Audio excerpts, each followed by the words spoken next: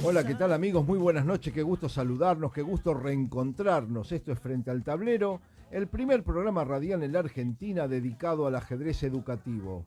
Una propuesta que semanalmente ponemos al aire junto a un grupo de amigos.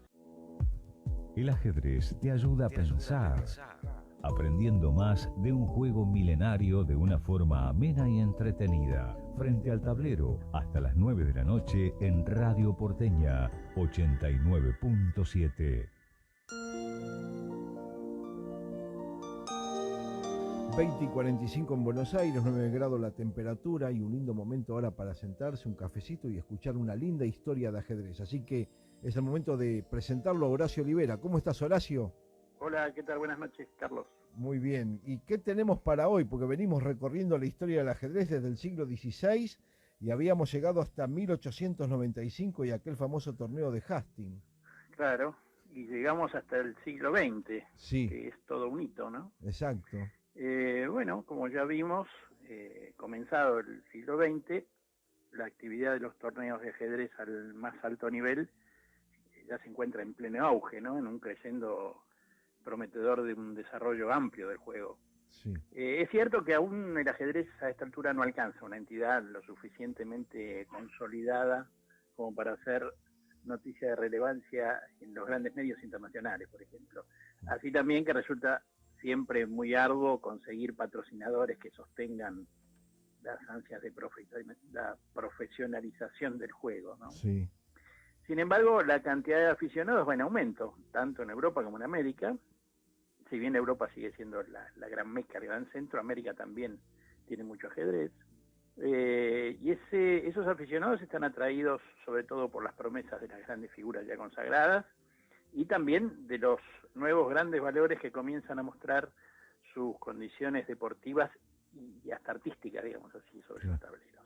Así que lejos de arredrarse ante esas dificultades, hay entusiastas directivos y organizadores que, abusando del ingenio, redoblan esfuerzos y logran, con mucha frecuencia, ¿cierto?, soportes económicos y de infraestructura también, que les permiten la organización de competencias de primerísima fuerza, tanto en formato de torneos como de matches individuales.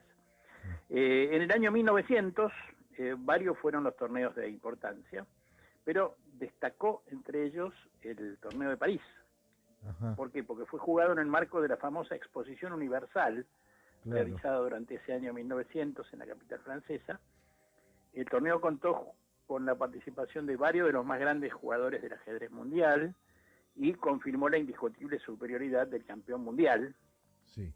que entre paréntesis lo sería nada menos que durante 27 años consecutivos, cifra récord, que era en ese momento el matemático alemán y extraordinario jugador Emanuel Lasker, que ganó la competencia en forma por demás contundente, con 2 puntos de ventaja sobre quien ocupó el segundo lugar, nuestro conocido jugador estadounidense Harry Nelson Pillsbury, en otra gran actuación.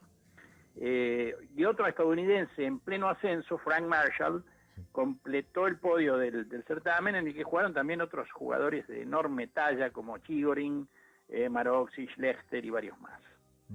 Aquí quiero hacer una reflexión, una pequeña reflexión sobre el caso de Pillsbury, este jugador norteamericano, joven jugador norteamericano, que desde su imprevisto triunfo en Hastings 1895, como ya vimos, tuvo descollantes actuaciones,